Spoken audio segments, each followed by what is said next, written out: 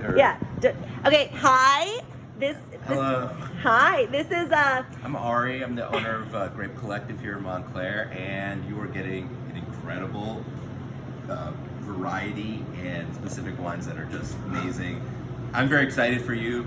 Happy holidays. I don't know if there's a birthday coming up, but he's gonna go through. I'll just give you the top highlights here. Ari and I, just so you know, Ari and I spent about 45 minutes just going through his beautiful Grape Collective in Montclair. This is like a super special wine store, and I just made him go at lightning speed. I was like, give me mix of highs and lows, let's go. So yeah, okay, here we go. Right, yeah. So let's start with the Pian del Reno Bruno di Montalcino, probably my top two producers in Brunello. So this is Sangiovese from, I believe, the higher altitudes of Brunello, which are the more prized area. This is a fully biodynamic estate, no pesticides, all organic, amazing farming. The wine is structured, really pretty, tomato, leather, red fruit, just like such a beautiful wine. I'd definitely leave it open for a little bit when you taste it.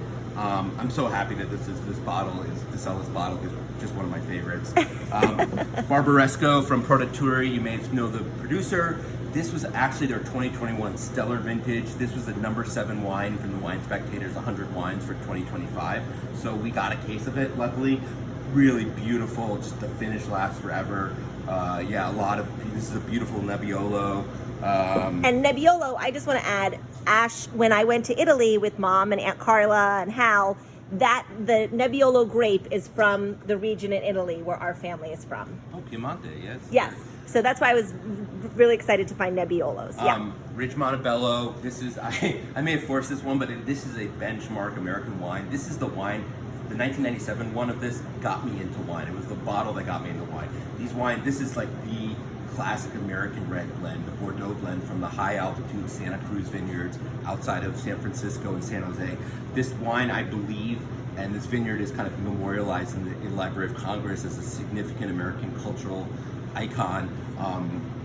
This is their signature blend year after year. These wines are just beautiful, not heavy, not light. They just have everything in balance. So very, very excited for you guys to have this one. And this wine is in the Library of Congress. Yes, and either the vineyard or a specific vintage of that. I don't quote me, but I believe in some way they are memorialized in an exhibit as a significant American cultural icon. That's so cool. Amazing Etna, like really pretty Nero Mascalese, the grape from high altitude, Etna from one of the best producers, Eduardo Torres Acosta.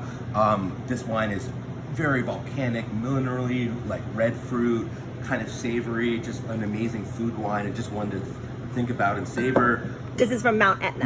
Mount Etna, yeah. Where Ash, which you've been to. The Mosel region in Germany, oh boy, which here you we might go. be familiar with. This is one of my favorite producers. I brought this wine in just for myself. He makes these beautiful village wines around the village of Isle. They're from these slate, very steep vineyards. You have to go and Google the images of these vineyards. They're basically like straight up and down. No one else farms them as well. This guy, Peter Lauer, Florian Lauer does. This is like straight mineral exuberance, like straight into your soul. It's the best way to put it. I love these wines. Could you talk about when people think Riesling in America, they think sweet. Yes, this is dry. Did I get them a sweet bottle of Riesling? No, this is dry, mostly dry. I would call it like 90% dry, 10% sweet, but the acidity is so high, it just frames the wine in a way that you've never experienced before if you've had good Riesling. And I think you'll be coming back for Riesling once you try this bottle. There's so many good things here. I'll give some highlights. The POV, which again, a super overlooked, great, one of the few Napa producers I still love. It is this guy, Robert Sinsky. His rosé is amazing, but his red blend is really the secret sauce that no one knows about, and it's really beautiful, organically farmed Napa. Very rare this time of day and age to find this kind of bottle. So definitely pick. Amazing vineyard out of Santa Barbara where they do high altitude. Really just pretty Pinot Noir, Chardonnay, Cabernet. This is a single vineyard Chardonnay from Bent Rock, which is well known. I was there a few years ago.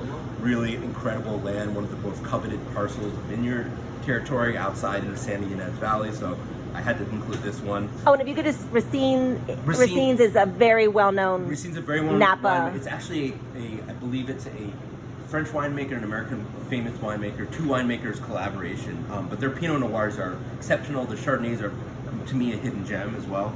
And Ash, I got this Chardonnay for you because I did a lot of reds here because Casey likes reds, but I know you love Chardonnay, so I got a nice Chardonnay for you. Yeah, okay. Minerally Chardonnay from Burgundy, one of the great values from producer Boissal. Minerally, like apple, lemon zest, just really pretty, not heavy, just really well balanced. Great value. Gotta have a French wine. Gotta in have there. a French wine. Fontaloro. So this is basically a Chianti, but made in the quote unquote super Tuscan area from Falsina, which is like the oldest and premier producer of super Tuscans and not super Chiantis, excuse me. A really great overlooked production from one of top estates of Chianti. You might even recognize them. Yasmina, great southern South African Chardonnay, a really cool up and coming producer. Ash, because we were born in South Africa, so our roots. Yeah. Really classic, another classic Chianti producer, Chianti Rufina Salvapiana. Great food friendly wine. Just pop it open, pop and pour. I think we might have hit all of them, possibly. But I'm excited for you guys. And how do I get the invite? Is that my classic joke? We're still recording. Did we get a Super Tuscan? And should we? Should we get a Super? This is kind of a Super Tuscan. Sorry. This is sort of a Super Tuscan. I would call this a Super Tuscan. It's all Sangiovese though. It's not Cabernet. It's not Merlot. But I would call this kind of Super Tuscan. I can definitely point one out as well. But yeah. Let's think about it. Yeah. Okay, cool. We'll end here. We may be adding a Super Tuscan. He's going to check out another customer. 12 bottles of wine for 12 months of the year. And God bless. I love you guys. I don't want to get emotional, but I feel like Ashleigh and Casey, you always spoil everyone. And you always spoil everyone, and nobody ever spoils you. So this is my gift to you.